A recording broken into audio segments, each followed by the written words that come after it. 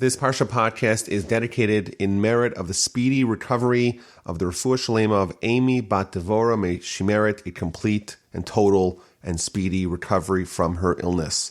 Parshas Tzav has 96 verses and 18 mitzvos, and it's going to be mostly a continuation of the theme of Parshas Vayikra, namely the sacrifices that are brought in the Mishkan and later in the temple. And the end of the Parsha is going to conclude going back to the 7 days of inauguration of the Mishkan. We read about that at the end of the book of Exodus. Once everything is assembled, once everything's completed, there's going to be 7 days of inauguration, of consecration of the Mishkan. There's going to be a transfer from Moses being the Kohen Gadol, the high priest. He's going to transfer that to Aaron and his sons, and there's an entire process dedicated to that, which is going to be described in the end of the Parsha. Now the Parsha begins, God spoke to Moses saying, command Aaron and his sons saying, this is the law of the elevation offering. So the elevation offering was the first offering that we read about in last week's Parsha. And whereas in last week's Parsha we got the general outline of it, we're going to get more of the details here. And the Ramban points out that if you look at the beginning of last week's Parsha, Parshas Vayikra, the instruction was not to Aaron and his children, it was to all of Israel. And the difference is that last week's Parsha, the instructions or the narrative was relating to the sacrifices that all of Israel needs to bring, and therefore the commandment was addressed to all of Israel. Whereas in our Parsha, it's about the processing of those sacrifices which were done by the priests in the Tabernacle, and therefore the commandment is directed to Aaron and to his sons.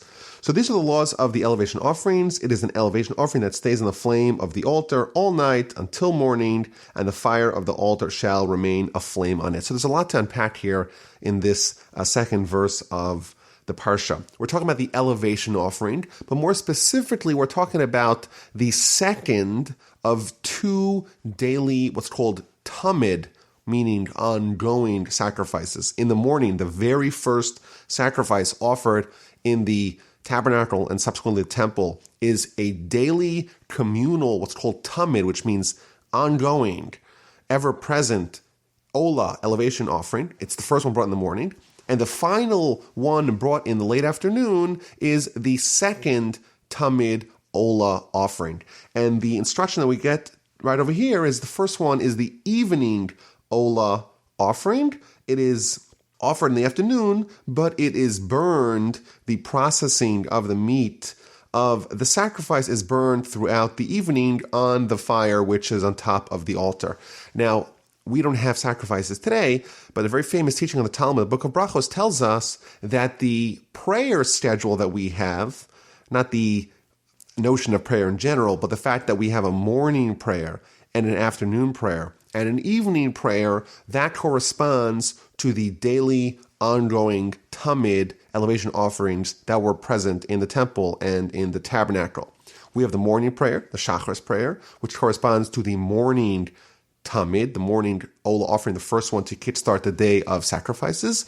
And we have the afternoon corresponding to the afternoon sacrifice. And we have the evening prayer, the Ma'ariv prayer, which corresponds to the processing of the afternoon sacrifice, which is done the entire night, just like the Ma'ariv prayer that we have done the entire night, modeled after the schedule of the afternoon offering, which is processed the entire night. And there's a general idea that's one of the major themes of the discussion of sacrifices, is that prayer is a substitute for sacrifices. Not to say that they didn't pray when they did offer sacrifices. In fact, part of offering a sacrifice was offering a prayer like we talked about last week.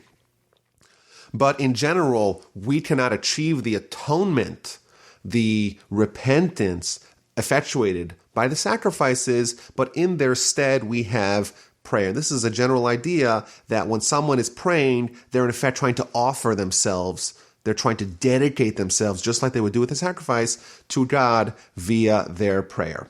So that's the introduction to the Parsha. It's talking about the elevation offering, which is put on the fire on top of the altar all night until the morning, and then the fire of the altar shall remain aflame on it. Incidentally, in the first several verses of the Parsha, we're told 3 times about the fire on top of the altar, And therefore, our sages derive from that there's 3 separate fires or pyres on top of the altar, which are always kept aflame. In fact, there is 2 separate prohibitions to extinguish the fires on top of the altar.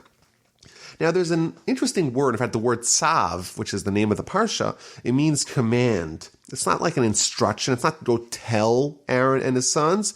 There is a commandment. And Rashi picks up on that nuance that the Torah uses, a little bit more of a strong word. Go command them. And Rashi quotes from our sages that every time it says command, Tzav, as an instruction, it's adding some oomph, it's adding some power to the instruction, and it's trying to encourage the recipient of that instruction both now and for eternity. Meaning that there's a reason why this instruction needs to be commandment, not just told, not just instructed. It has to be it has to be commanded because there is a likelihood that people have a certain degree of resistance. And therefore they have to be encouraged because they're likely to not be as excited to fulfill this particular mitzvah as they would other mitzvahs. And Rashi goes on to tell us that the reason why they needed to be encouraged, they need to be coaxed, they need to be urged, they need to be exhorted to fulfill this mitzvah, the mitzvah of the Olah offering, is because we need to be encouraged in an instance where there is a loss of money. And perhaps the explanation is, you have an animal, it's a perfectly healthy, normal animal. It could be cattle, it could be sheep, and you bring it to the temple and you slaughter it, and everything is burned. And you think about that, this prime Angus beef, all the ribs, all the steaks, you have 1,000 pounds of delicious meat. And with the Olah offering, well, there's no tangible benefit to any humans. All the other offerings, some humans partake in it. Sometimes it's the Kohen and the Kohanim, the general priestly class. Sometimes it's the owner, the person who brings it. But here with the Olah offering, with this first offering that we're talking about, the entirety of the animal, all of that delicious and succulent meat is burned to a crisp on top of the altar.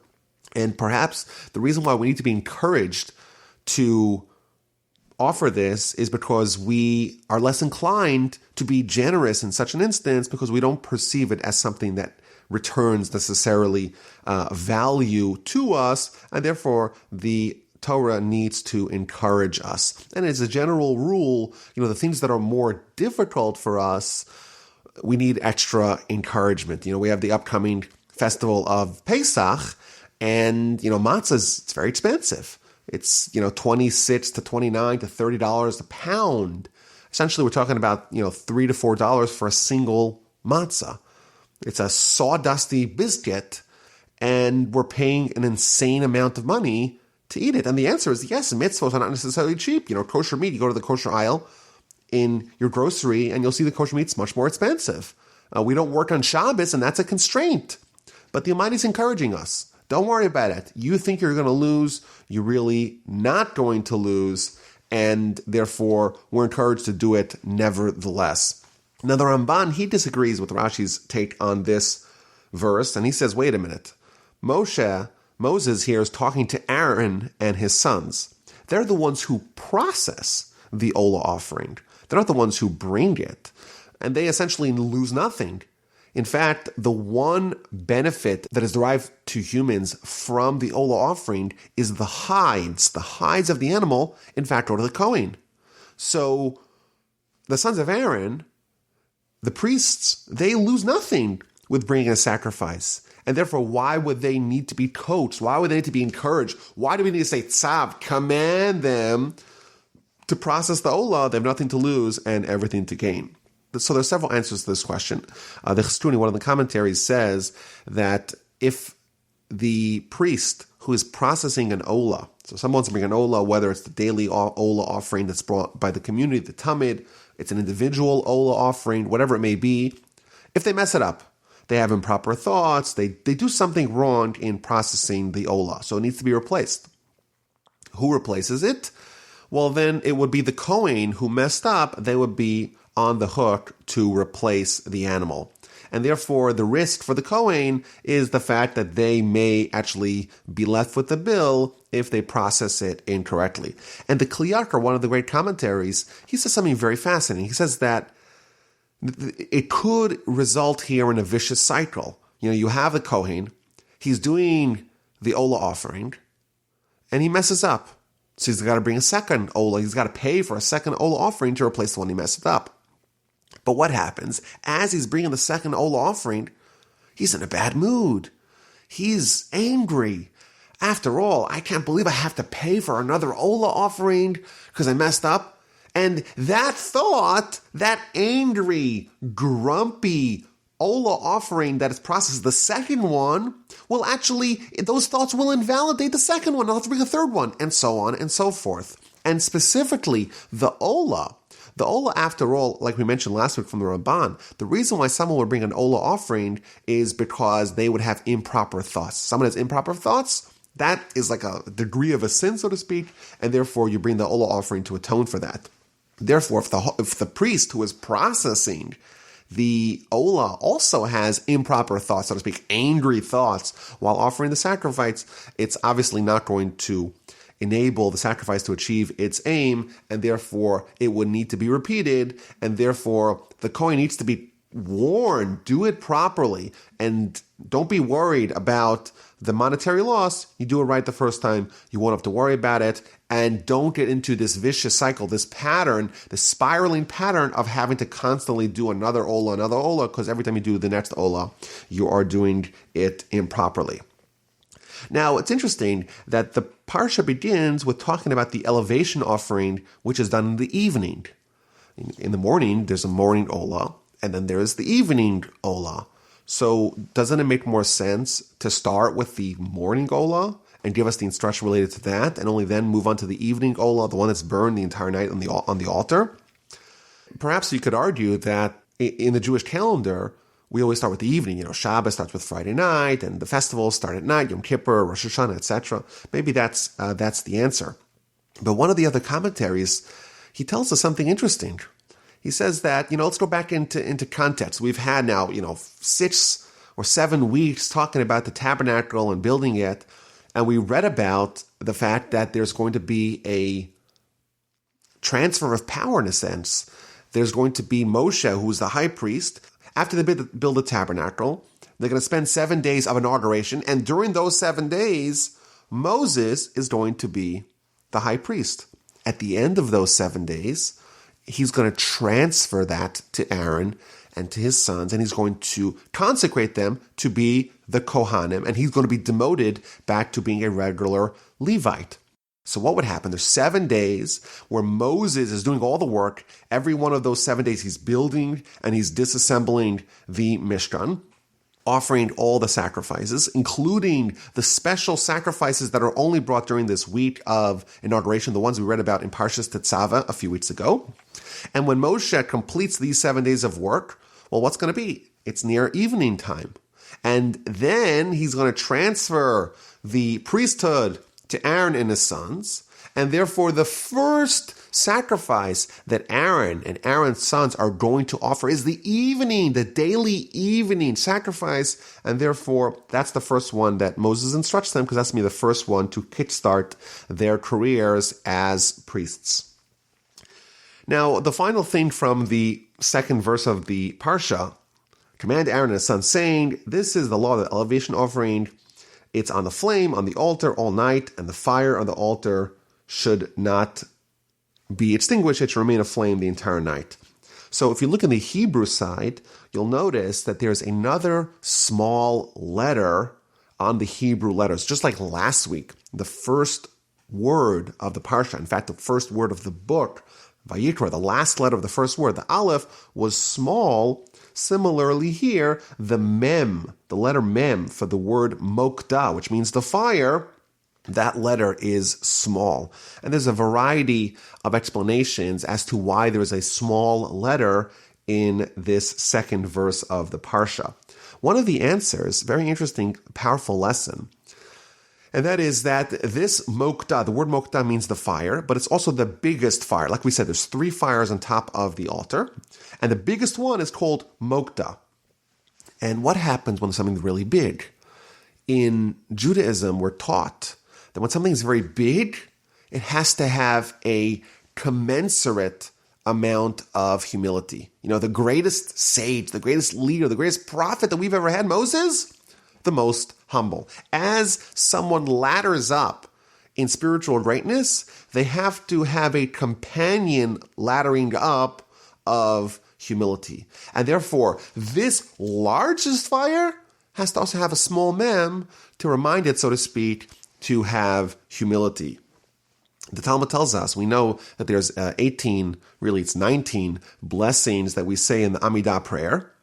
And for 4 of those blessings, we bow. We bow 4 times in the Amidah service. The Talmud, the book of Brachos, page 34, tells us that when a high priest says the Amidah prayer, they have to bow 19 times, 1 for each blessing. Why?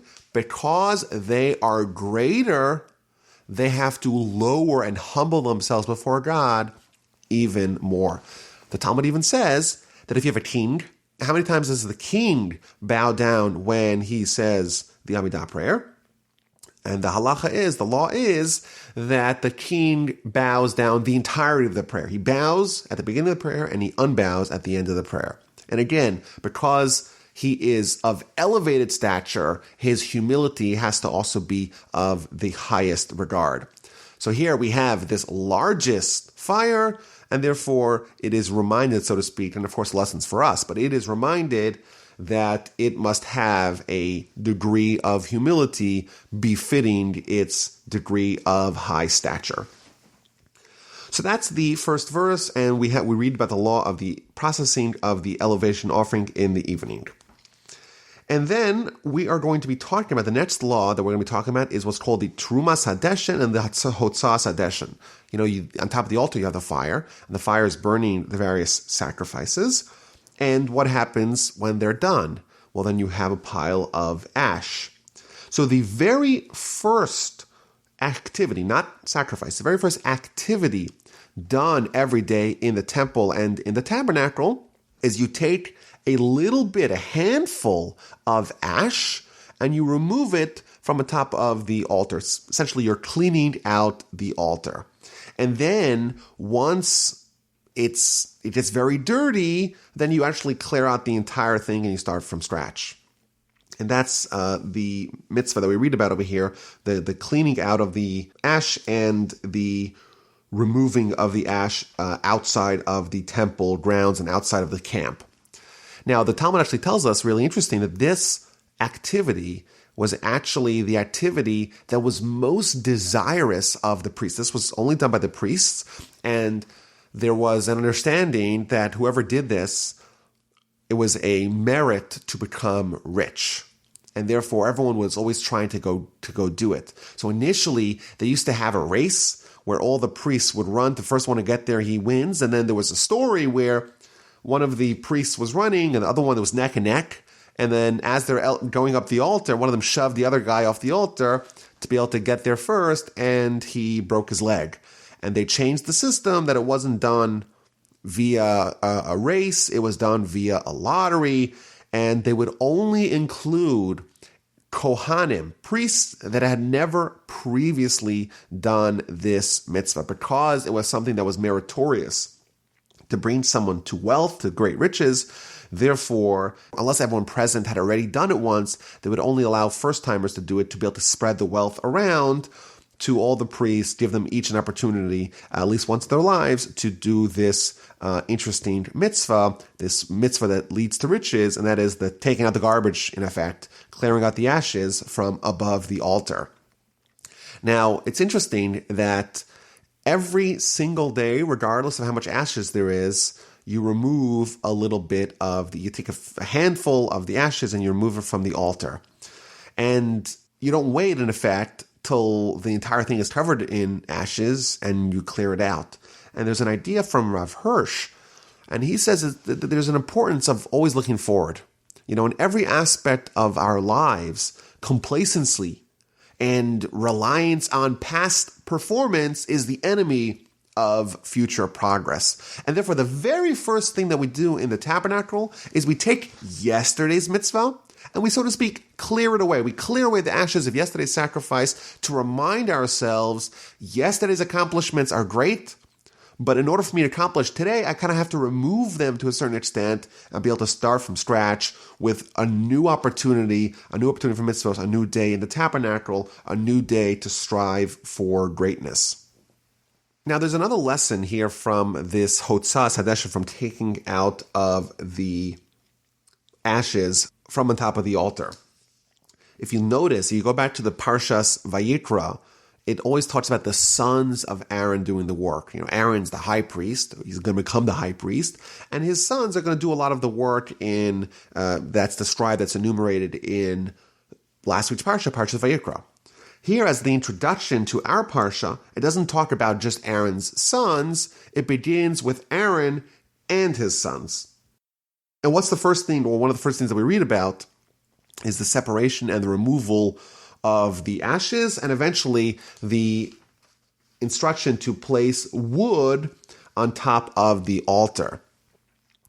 And the question is, why are we suddenly reading about Aaron himself, not just Aaron's sons? So one of the commentaries tells us that you may think that removal of the ashes is like taking out the garbage. It's a demeaning task that you leave to the janitor.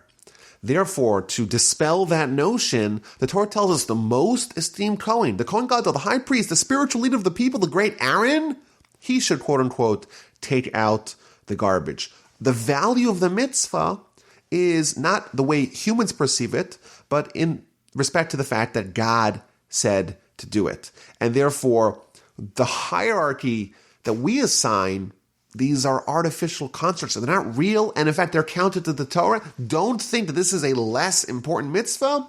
This is maybe the most important mitzvah. This is the mitzvah that we need to have Aaron himself be the one commanded to it. Don't denigrate it because you think that it's taking out the garbage. There's a famous story with a rabbi in Cleveland, Rabbi Gifter, that one of his students said to him, a student was, after all, a Torah scholar, and the student told him, well, my wife, she wants me to take out the garbage, and it's kind of demeaning. I'm a great Torah scholar, and how could I have her tell me to take out the garbage? It seems so improper. After all, I'm a great Torah scholar. So the rabbi tells him, oh, yeah, you're right. It's absolutely right. How could you have your wife tell you you're a Torah scholar? You can't take out the garbage. Next morning, knock at this man's door, and who does he see by the door? The great Rabbi Gifter. What are you here? What can I do? What can I get for you?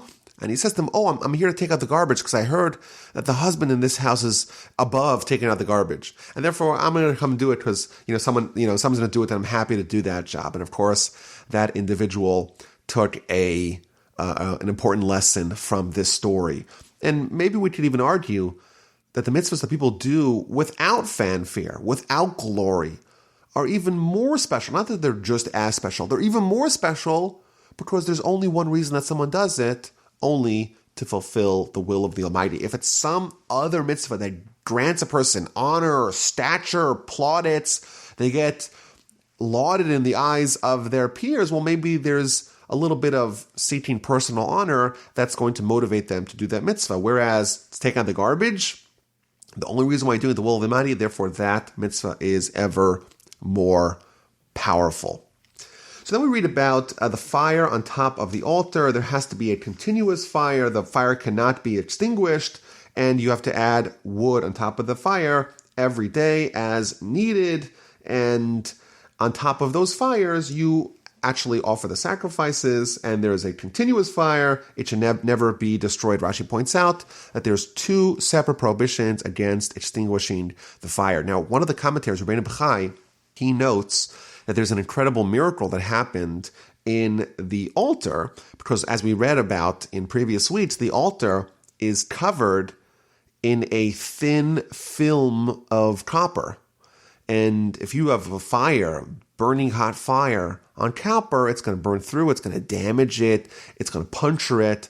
And one of the miracles of the temple and the tabernacle is that this film of copper was never damaged by these continuous fires that were ever present on top of the altar.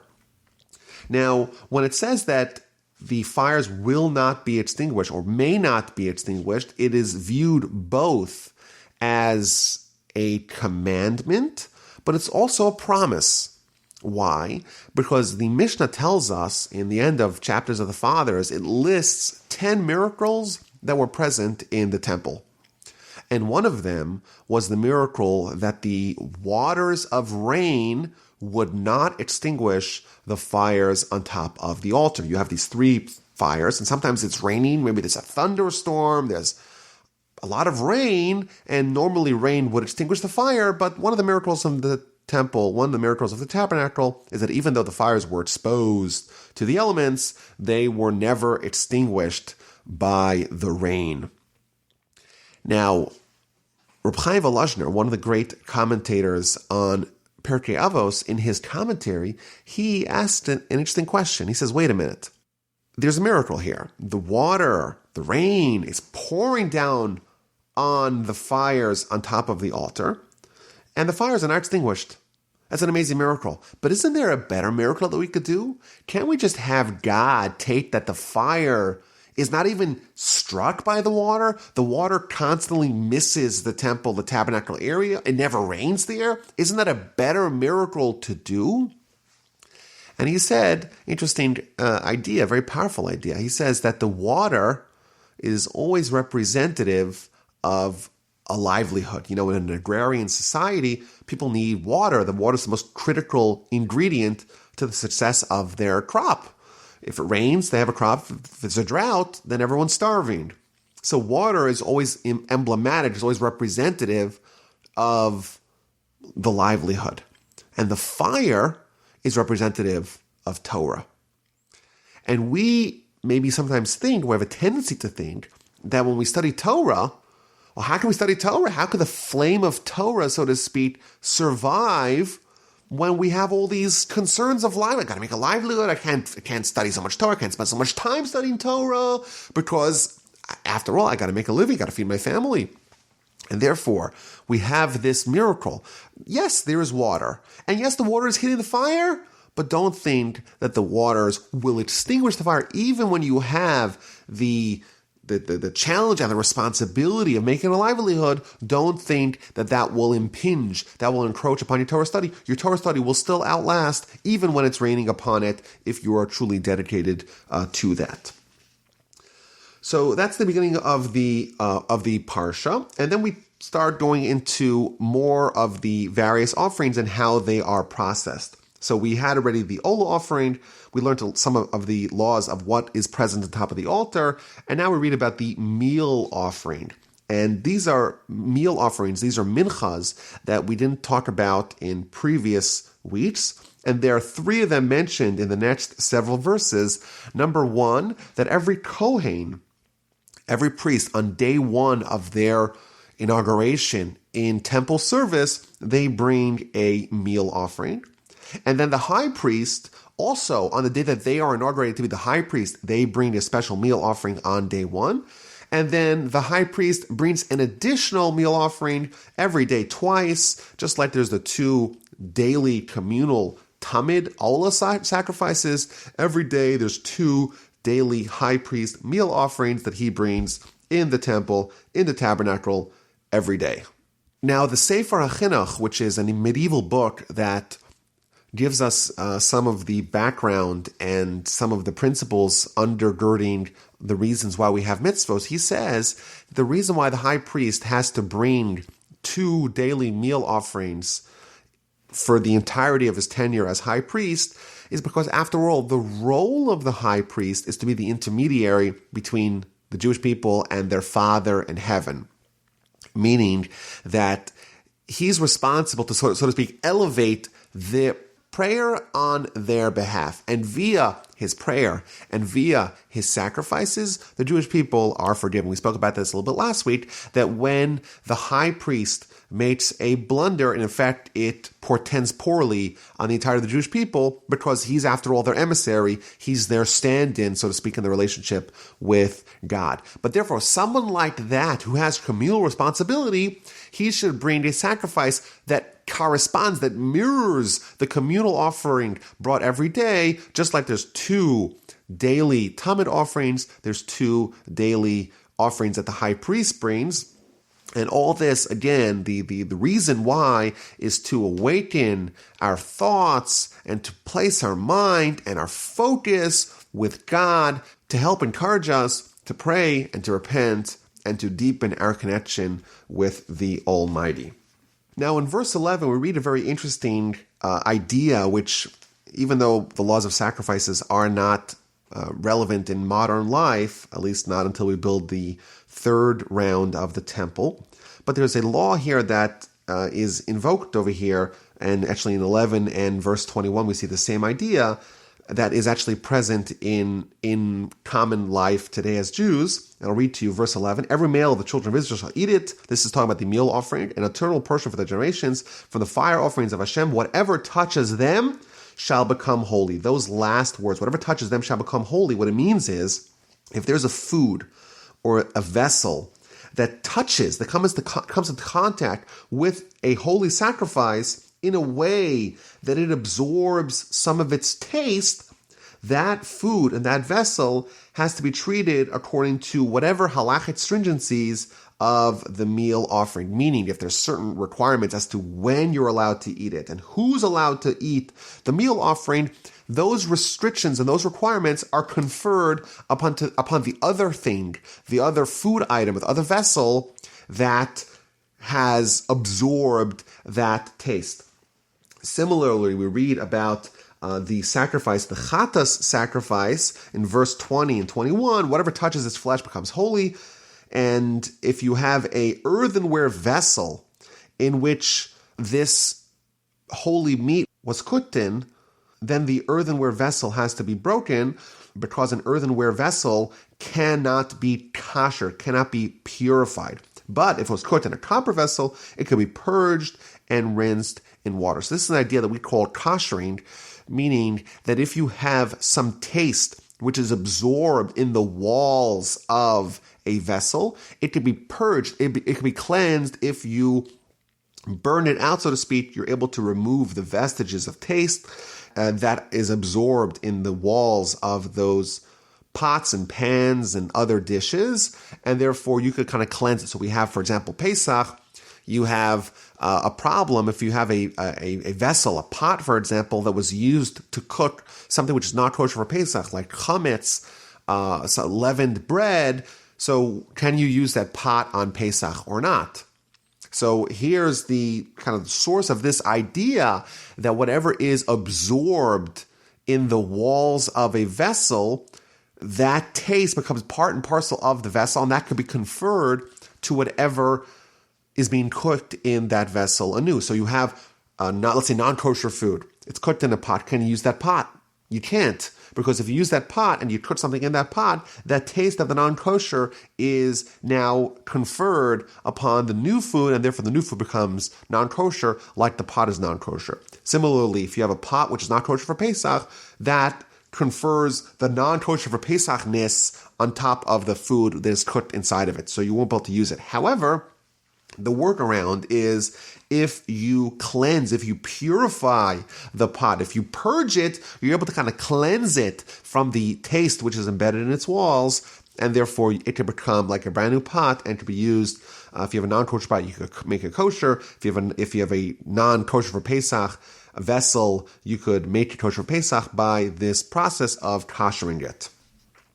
We read about the processing of a sin offering. Again, this is the general rules we read about in last week's Parsha, but the actual processing of the sacrifice is instructed to us in this Parsha. And we read an interesting law, and this is something that we'll see a little bit more about, some more examples of this. If someone brings a sin offering, if the priest brings a sin offering and by mistake sprinkles the blood in the wrong location, so in effect it invalidates the sacrifice, it cannot be eaten and it should be burned. It must be burned because it was invalidated.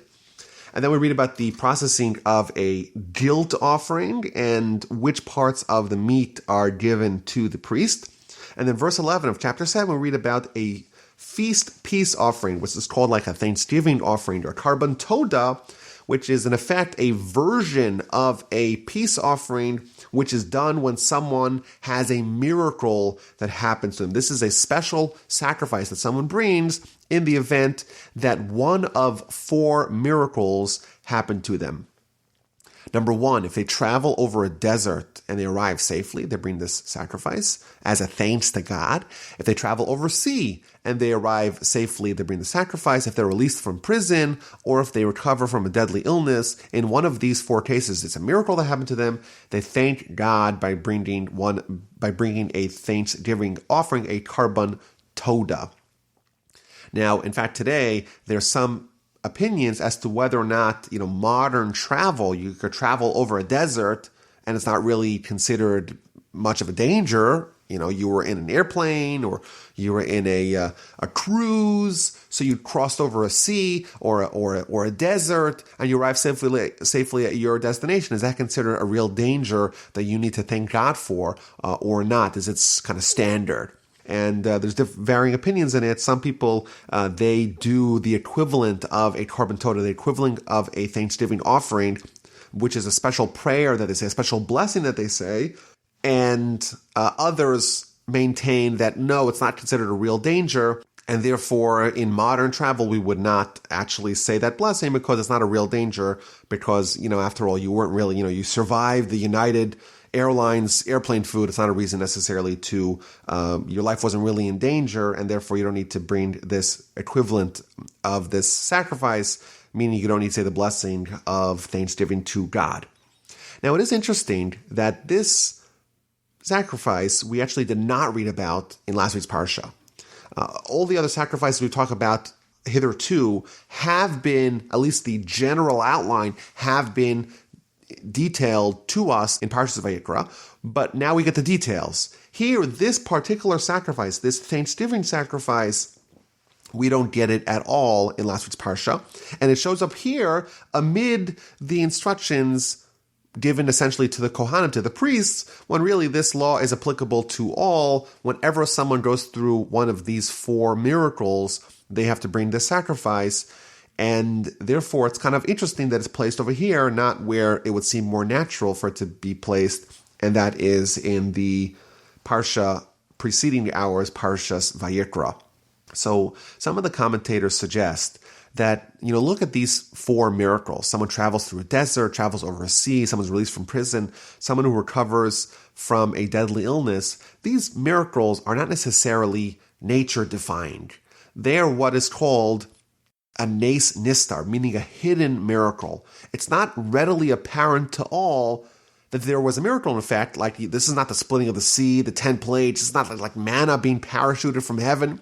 This is a miracle that could be understood in the natural course of things. Someone travels over the desert, they arrive safely. Well, that's what happens. That's not necessarily a miracle.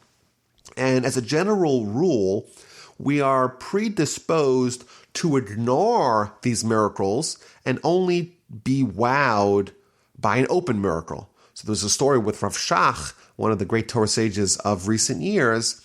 There was a new father who had celebrated the arrival of a baby daughter after only 1 year of marriage. So we have a tradition that when someone has a child, a son or a daughter, they thank God. And with a daughter, they don't have, of course, a bris, there's no circumcision, but instead there's a kiddush, which means a celebration, a feast to thank God. So this student asked Rav Shach, well, do I need to have a kiddush after all? It was 1 year, there was no problems of infertility, and we had a baby, so is it really something that's so miraculous that we need to thank God for? So he responded, imagine you were infertile for 8 or 9 or 10 years, and then you had a baby. How excited would you be? How delighted would you be? You make a huge party, and you thank Hashem, you thank the Almighty for doing this tremendous miracle for you. So what happened? God spared you from 7 or 10 years of agony, and he gave you a child right away. All the more so, you should make a huge celebration.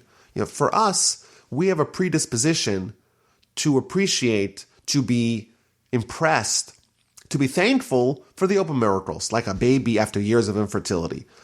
but the hidden miracles we tend to ignore. Who needs to be reminded of this lesson more than anyone else? Who needs to be reminded that we should not ignore the little miracles? Well, the priests, after all. They were privy to ever-present open miracles in the temple, in the tabernacle, every day. And like we mentioned earlier, with the chapters of the Fathers, the end chapters of the Fathers, it lists 10 open miracles that were present in the temple and the tabernacle at all times.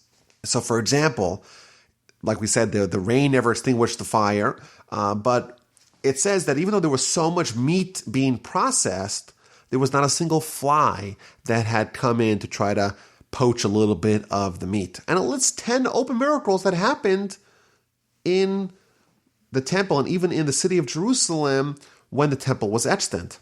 The priests were surrounded by open miracles. For us, it's hard to appreciate the hidden miracles. But when someone is surrounded by open miracles, it's infinitely harder to appreciate the hidden miracles. Therefore, when addressing the priests themselves, the Torah interjects with the Karban Todah, the Torah interjects with the peace offering that is brought as a thanksgiving to God to encourage them to be inspired and to be impressed by the hidden miracles of God. Now, the Midrash tells us that sometime in the future, this seems to be like a post-Messianic era time, all sacrifices will be no longer, with the exception of the Karban Todah, with the exception of the peace offering that is brought as a thanksgiving.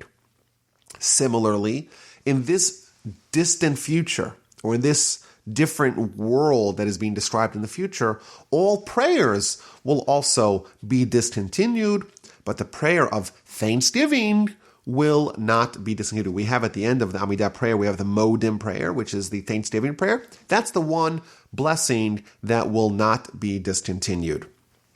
Why are the Thanksgiving sacrifices and prayers eternal? Why are they never going to be discontinued? So maybe the answer is that the objective of all sacrifices are to rectify and to fix. But what happens when someone is rectified, when someone is fixed? In this future utopian world where everything is good, well, those sacrifices are unneeded. But Thanksgiving, it's not about fixing. It's the objective of the world. The famous Ramban that we read at the end of Parshas Bo tells us that the entire reason why God created the world is for people to have thanks and to thank God who created them. And because that's the objective of the world, that indeed will stay forever, even in a time where humanity is perfect. And similarly with prayer, all the prayers are, I have something that I need, and I pray for it. Well, if I have everything, both in material things and spiritual things, I have everything I possibly need, well, I don't need to pray. In this future, we won't need to do all these prayers, but the one prayer that we'll need to do, the one prayer that is the bedrock of existence, the reason why we were created, to give thanks to God, that will not be discontinued, because that, after all, is the purpose of it all. So read about the Thanksgiving sacrifice, the peace offering, which is brought as a thanks to God, and we read regarding how it is processed. And we also read a restriction against eating it beyond the day of its offering. So this is something which is present with all sacrifices that are consumed. There isn't an infinite amount of time that you have to consume it. You have a certain amount of time. Some of them it's 1 day, some of them it's 1 day and a night, 2 days. Every one of them has every one of the sacrifices has a different time period in which consumption of the sacrifice is allowed. And here we read, the flesh of the feast, Thanksgiving peace offering must be eaten on the day of its offering. He shall not leave any of it until the morning. This is the first mitzvah that we're told not to leave over in the morning. And then verse 16, we read, if it is for a vow or a donation, it must be eaten on the day he offered his feast offering and on the next day. So this is a different kind of offering, which is you have an extra day, and what is left over from it may be eaten. Meaning that what's left over after day 1 could be eaten on day 2. So that's a second kind of peace offering, which is a general peace offering, not brought as a thanksgiving offering, as a vow or as a donation. You have an additional day to consume it. But like we said, with all sacrifices, there is a deadline. You can't just put it in your freezer and wait a few months and eat it then. What to do if there is leftover meat that was not consumed in the time frame allotted? Then it has to be burned. That's the next verse, verse 17. What is left over from the flesh of the feast offering shall be burned in the fire on the third day. So you have 2 days to eat it. If you don't eat it on day 3, you have to burn it. And then verse 18 we read, if the Kohen, if he processed it, either when slaughtering the animal, when catching the blood, when walking, when sprinkling it, if he had in mind improper thoughts, meaning that he thought to consume it either outside of its time or outside of its place, that is considered a pigul. That's rejected, and you're now not allowed to consume it, and that needs to be burned. So again, there are these guidelines, rigid guidelines as to when and how and where you're allowed to eat the sacrifices. And those restrictions have to be in the mind of the Kohen, the mind of the priest, when they are processing the sacrifice. And if they have improper thoughts, meaning that they tend to eat it outside of its time or place, outside of the guidelines of that particular sacrifice, that is considered pigul, and that needs to be burned. So we have this instruction to burn either when something is done improperly or when something is left over beyond its time. And the Sefer Chinuch, the book that we quoted earlier, gives us an interesting perspective regarding this instruction to burn something when it was left over or to burn something when it was done improperly. Why do you need to burn it? Why do you need to eradicate this meat from the world? So he says that the nature of meat is to spoil. Remember, before refrigeration, you had a very short amount of time before the meat would go bad. And what happens? You may have a sacrifice. The sacrifice either was left over or it was done improperly. It needs to be gotten rid of. It's not kosher to consume either at this juncture or via this processing. And therefore, we're told to burn it, to eradicate it from the world. Why? What happens if it spoils? You'll have a person who sees this stinking, rotting, putrid piece of meat, and it smells bad, it looks disgusting, it's consumed by worms. Someone like that will be disgusted by it. And it's important for us to never be disgusted with these sacrifices, and therefore we're told to completely destroy it, not to just get rid of it, not to throw it away, not to tear it up, to get rid of it entirely, because we don't want to be disgusted with our sacrifices. In addition, we're told that there's a limited time how long someone can eat a sacrifice. Why? Why doesn't God say, you can eat it for a month, for 2 months? What's the lesson with this time limit, how much we're supposed to eat? And he says a very deep lesson, that this is a hint to our reliance on God. We should rely on God, not to engorge ourselves with food too much, not to hide the food for tomorrow, to be reliant on God, that if there's 2 days you have to eat it, or 1 day you have to eat it, that's it. And if there's leftover, you throw it out. Don't worry about it. He will feed you, and you don't have to worry. You don't have to engorge yourself with food. You don't have to worry about it. You can rely on God that He'll take care of you, and you could even burn the leftover meat if it is not able to be consumed beyond that particular time. And then we read about the various state of man and of the meat of the sacrifice in order for that sacrifice to be eaten by man. If the meat becomes contaminated, it becomes impure, it cannot be consumed. So you have meat of a sacrifice, it comes into contact with something which renders it impure, it cannot be consumed. And in addition, if the person becomes contaminated, either as a result of his own personal contamination or as a result of him touching a contaminating animal, if he is contaminated, he cannot eat that sacrifice as well. And then we read about the various parts of an animal, and this is nothing to do with sacrifices necessarily. These are the parts of the animal that we cannot consume. The fats, what's called the chalev of oxen, sheep, or goats, we are not allowed to eat. So this is interesting. Even when you have a kosher animal, there are parts of the meat of the animal that are not kosher. So for example, the book of Genesis, we read about the sciatica, when Jacob was injured by the angel in their nocturnal battle, he struck him in his hip, he dislocated the hip, and therefore there's a mitzvah, a restriction against eating a certain part of the animal that corresponds to the part of Jacob's body that got injured in this battle. But here we see that there's another part called the chelav, the fats, that we're now not allowed to eat. Even if in a kosher animal, we're not allowed to consume that. We're also not allowed to eat an animal that's been torn apart. We're not allowed to eat the blood of an animal, and this is only for birds and from other animals. Rashi tells us it's not from fish, so fish blood, I guess, is okay. And if someone consumes any blood, the soul will be cut off from its people. So there's some interesting laws here that we see regarding what we're allowed to eat, what we're not allowed to eat, a little bit of the kosher laws, the fat we're not allowed to eat, the blood we're not allowed to eat as well. Now, the Sefer Chinuch tells us that the reason why we are not allowed to eat these foods, in general, all the laws governing kosher, says the Sefer Chinuch, is because when someone consumes an animal or whatever they consume, you are what you eat, and there are certain parts of the animal that foster either things which are not healthy physically or things which are not healthy spiritually, and therefore the parts of the animal that we're told not to eat, the blood, the fats, etc., those are things that are bad for us, and therefore the Torah wants us to avoid them and gives us the restriction against consuming them.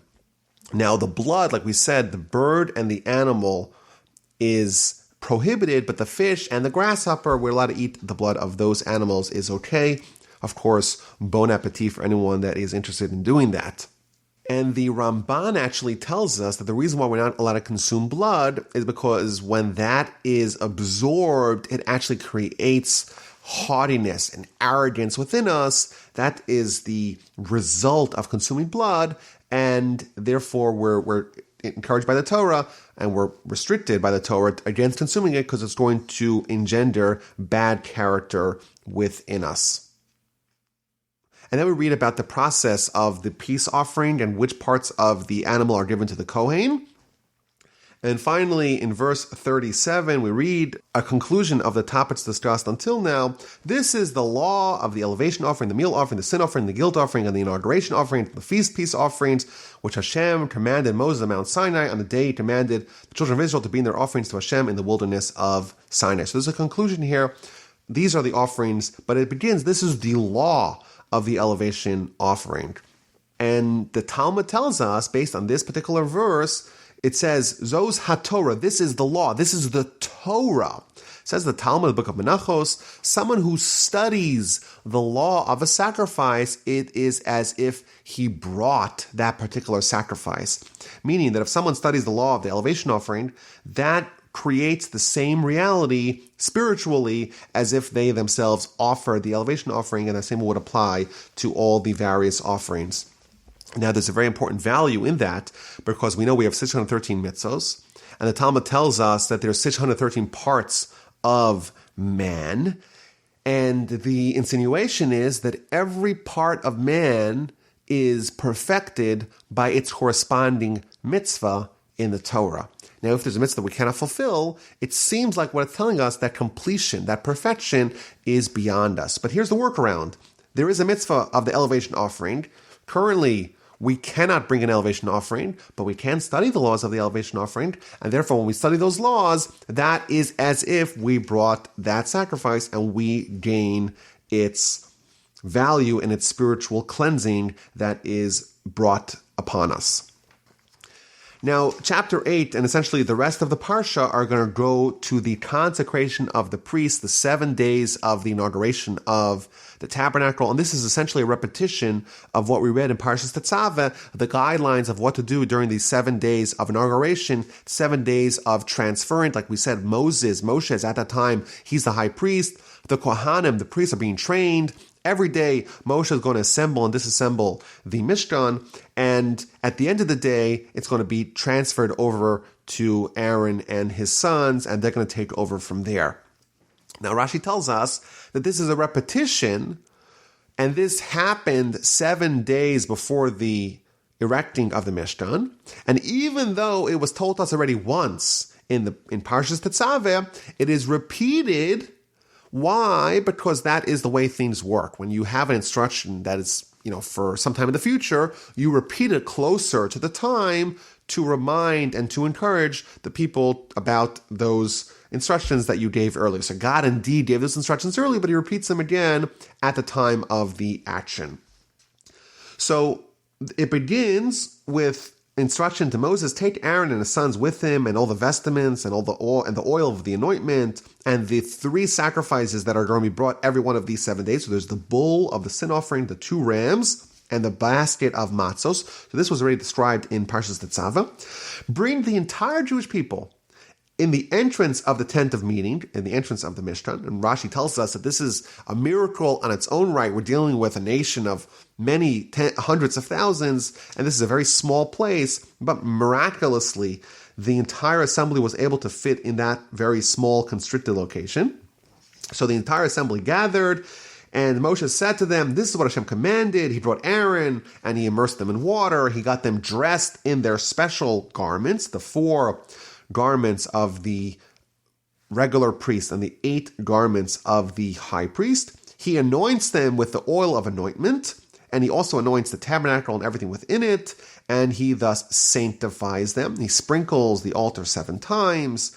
The altar is anointed. The various other utensils and vessels are anointed. He pours the anointment oil on Aaron's head, and he moves it around his forehead and near his eyes, and then he anoints the sons of Aaron, everything the way Hashem commanded him. He brings the sacrifices. He processes the sacrifices. He takes the blood, and this entire description is, again, a repetition of what we read. What he does with the blood, he takes the blood and he puts them in the ears and the thumbs and the big toes of Aaron and his sons, and everything exactly the way God had instructed and God had commanded him. And finally, the Parsha concludes, Aaron and his sons are instructed by Moses to not leave the entrance of the tent of meeting for 7 days. So they actually had to remain in the confines of the Mishkan for 7 days until the day when your days of inauguration are completed. So they were not allowed to leave. And you're going to be inaugurated over the 7-day period. And in fact, if they were to leave, they would be actually guilty of a capital crime. So it was very serious that they had to stay there for 7 days, not to leave the site. And Aaron and his sons carried out all the matters that Hashem commanded through Moses. Thus concludes the Parsha, that they were there for 7 days in the temple grounds, in the tabernacle grounds. They did not leave. There is a statement from Rav Hirsch about these 7 days that Moshe is building the Mishkan 7 times and is disassembling it 7 times, all in the same location. So this is not assembly and disassembly to move. It's just assembly and assembly to stay in the same location. And that is hinting to the 7 places where the Mishkan, where the tabernacle and the temple were situated. Number 1, you have in the wilderness, so until they arrive in Israel. Once they arrive in Israel, they establish it in Gilgal for 14 years, then to Shiloh for 369 years, then Nov and Givon, that's 5, first temple, second temple. There were 7 distinct locations where the temple was erected, and each one of them, it had to be removed. Either was destroyed or it was relocated. So you have 7 times Moshe is assembling the Mishkan, and 7 times he is disassembling the Mishkan.